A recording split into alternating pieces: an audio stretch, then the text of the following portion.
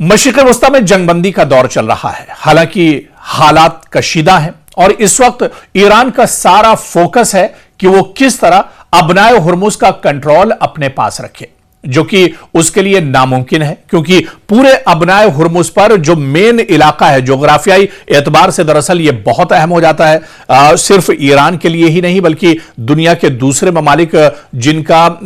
जो oil and gas और energy के कंटेनर्स यहां से, बहरिया के बेड़े यहां से गुजरते थे, उनके लिए दरअसल ये बहुत इंपॉर्टेंट है और फिर ईरान के लिए तो बहुत अहम है जोग्राफियाई एतबार से। तो कहीं ना कहीं आप देखिए कि अब ईरान दरअसल अबनाए हुर्मुज़ को अपने पास रखना चाह रहा है, लेकिन यह दरअसल नामुमकिन सा लग रहा है, क्योंकि वो इस कंट्रोल को ज्यादा लंबा तो कर सकता है मगर मुस्तकिल बुनियादों पर नहीं कर सकता। इस काम के लिए ईरान को खित्ते के दीगर ममालिक की हिमायत भी चाहिए और इसके लिए सबसे अहम मुल्क है ओमान,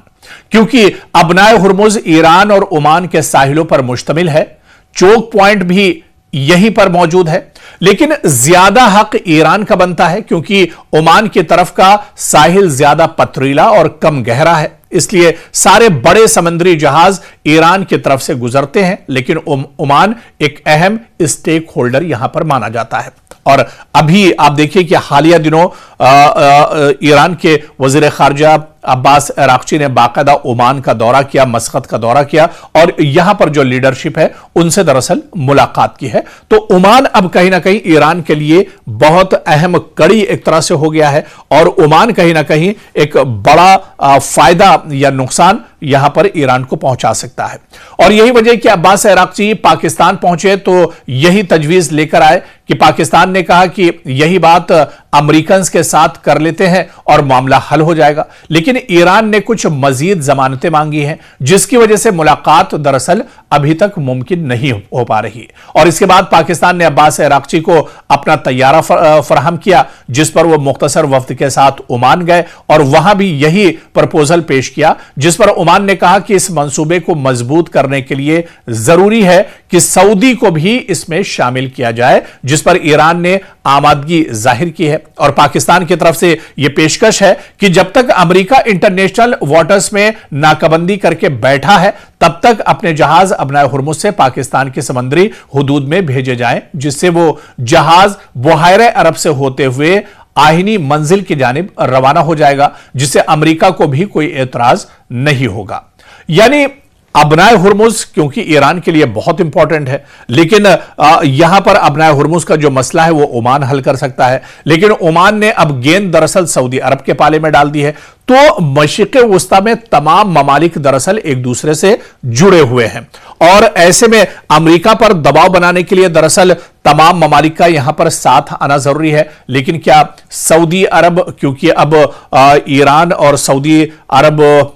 के जो लीडरशिप है उनकी फोन पर बातचीत भी लगातार हो रही है, एक दूसरे के करीब आ रहे हैं, लेकिन क्या सऊदी अरब इस पोजीशन में होगा कि वो अमेरिका पर दबाव बनाए? क्या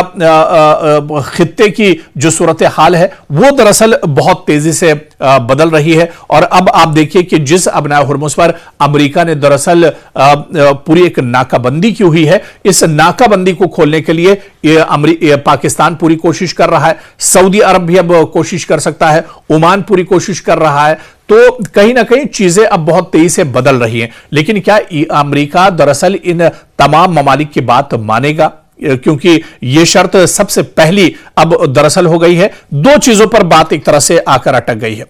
अमेरिका यह कह रहा है कि ईरान ने जो यूरेनियम अफजुदा किया है, यूरेनियम प्रोड्यूस किया है, तैयार किया है, उसको ईरान अमेरिका के हवाले कर दे, जो एक तरह से नामुमकिन है। और इसी तरह से जो ईरान की शर्त है वो अब पहली शर्त यह है कि अमेरिका ने अबनाए हुर्मुज़ में जो नाकाबंदी की है उस नाकाबंदी को अमेरिका दरअसल खत्म कर दे। लेकिन इसके पीछे दरअसल